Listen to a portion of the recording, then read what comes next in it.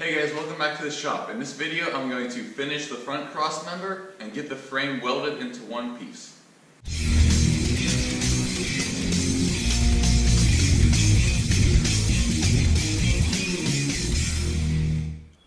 Alright, so I've spent the past 2 hours or so aligning this frame here, and I'm going to explain to you right now how I did that. What you need first is 2 reference points on the front and the rear cross members. So back here I have these 2 holes right here and right there. Those are 2 factory holes on this cross member. I know those are going to be accurate to each other. Then when I made this base for the front cross member up here, after I drilled this center hole, I made these 2 reference marks with a center punch on either side. One's under here. So I know that those 2 points are accurate to each other. Then you need to make sure that the front and the rear are aligned with each other so you won't be going down the road sideways. So what I made to hold the wire up here is just a wood block here with a screw in it, and that screw sticks out a little bit on the bottom, which holds this wire here.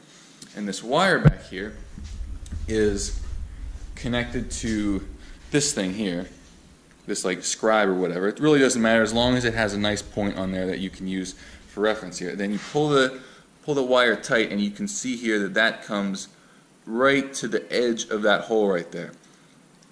And when I check it on, what you do is you measure it from the front left to the back right, and then the front right to the back left in an X formation. And you want those to be the same measurements.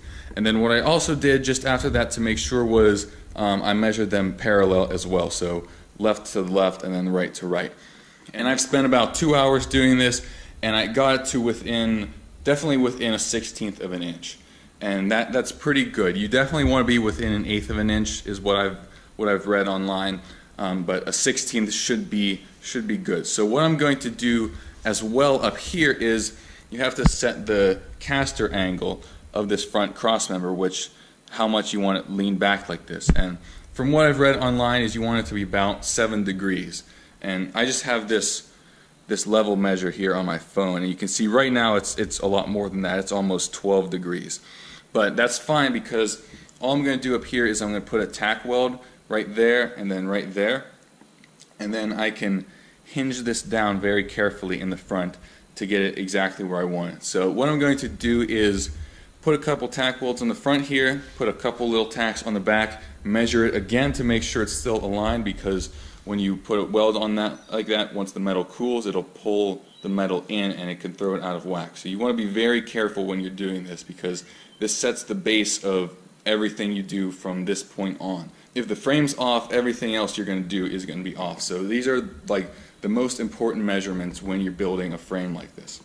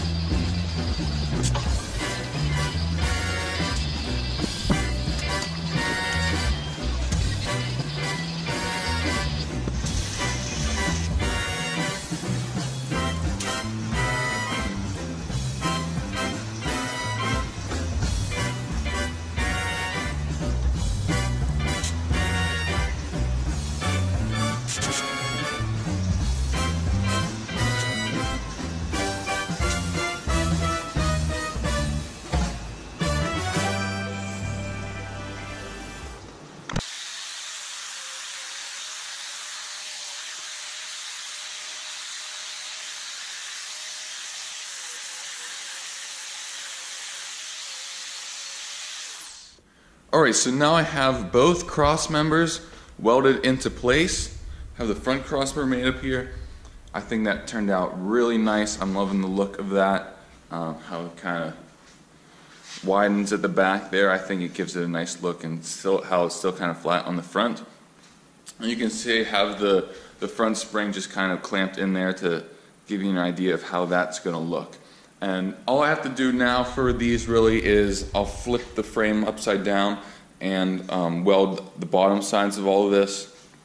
And then after I do that, the basic frame will be done. So the next thing I'm going to do is probably work on the front end here. I need to make some brackets to mount the spring right there. So that'll be probably the next thing I do. And then figure out the situation with the axle. I'm thinking about not actually using that I-beam axle that I have way over there. I might have something else lined up, so we'll see what works out with that. So yeah, that's all I have for you for this video. Thanks for watching, and I'll see you next time.